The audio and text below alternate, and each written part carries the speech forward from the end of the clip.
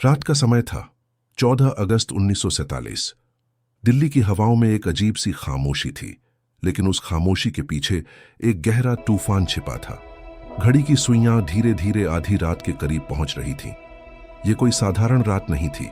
ये वह रात थी जब 200 साल की गुलामी का अंधेरा मिटने वाला था और आजादी की पहली सुबह हमारी बाहों में आने वाली थी। शहर की सड़कों पर ट्राम और गाड़ियां कम थीं, लेकिन गलियों में कदमों की आहट गूंज रही थी। लोग इधर उधर जा रहे थे, कोई तिरंगा लेने, कोई मिठाई बांटने, कोई पड़ोसी को बुलाने। चांदनी चौक की पुरानी हवेलियों की छतों पर बच्चे आसमान की ओर देख रहे थे, मानो तारे भी आज उनके साथ जश्न मना रहे हों। किसी घर में मां अपने बेटे के लिए सफेद कुर्ता प्रेस कर रही थी ताकि सुबह वो लाल किले पर तिरंगा फहराने देखने जा सके। किसी आंगन में महिलाएं एक बड़ी थाली में लड्डू बना रही थीं और पास बैठी बूढ़ी दादी बच्चों को सुना रही थी, बेटा, आज से पहले ये धरती हमारी नहीं थी, लेकिन कल से ये सिर्फ हमारी होगी। गांवों में भी यही हाल था। पंजाब के खेतों में मजदूर रात भर कीर्तन कर रहे थे।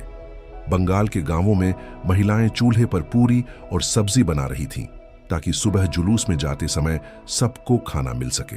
असम में ढोल की थाप सुनाई दे रही थी तो केरल में नारियल के पेड़ों के नीचे दीपक जल रहे थे।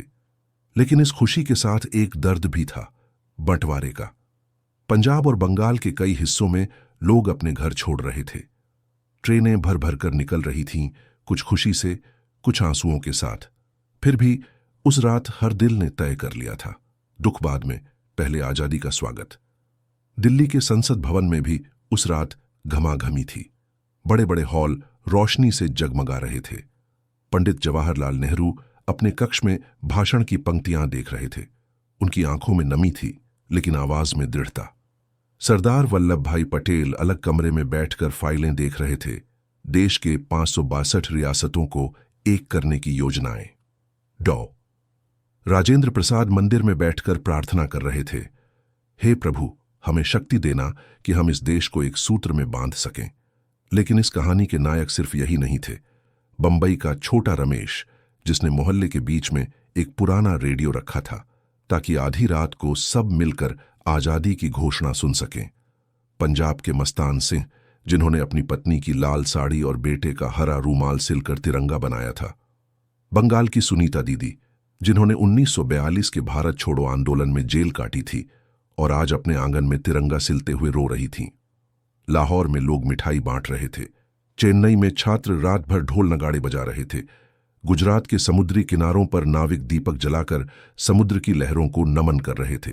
जैसे जैसे घड़ी 12 के करीब आई, संसद भवन में सभी सांसद अपनी सीटों पर बैठ गए। पंडित नेहरू धीरे धीरे खड़े हुए। कमरे में सन्नाटा था। उन्होंने गहरी सांस ली और वो ऐतिहासिक शब्द बोले, at the stroke of the midnight hour, when the world sleeps, India will awake to life and freedom. ये शब्द संसद के पन्नों से निकलकर पूरे देश में गूंज गए। बाहर भीड़ ने नारे लगाए, भारत माता की जय, जय हिंद, वंदे मातरम। मंदिरों में घंटे बजने लगे, मस्जिदों में दुआएं पड़ी जाने लगीं, गुरुद्वारों में लंगर बंटने लगे। उस रात अगर आसमान से कोई देख रहा होता तो वो हमारे शहीद होते, भगत सिंह, चंद्रशेखर आजाद, अशफाक उल्लाह खान, खुदीराम बोस। ऊधम सिंह शायद गर्व से मुस्कुराते हुए कह रहे हों, हमारा सपना पूरा हुआ। महात्मा गांधी उस समय दिल्ली में नहीं थे, वो कलकत्ता में थे, दंगों के बीच उपवास पर बैठे हुए। उनके लिए आजादी का मतलब था एकता, भाईचारा और शांति। उन्होंने कहा था, मैं उस आजादी को अधूरी मानूंगा जिसमें हिंदू मुस्लिम एक न हो। लेकिन आजादी सिर्फ एक जश्न नहीं थी, ये एक वादा भी था।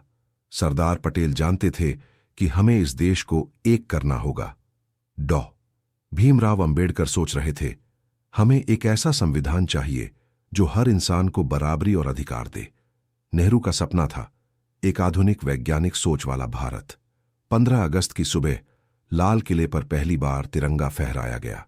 हजारों की भीड़, लाखों की उम्मीदें और करोड़ों के सपने सब उस पल में समा गए।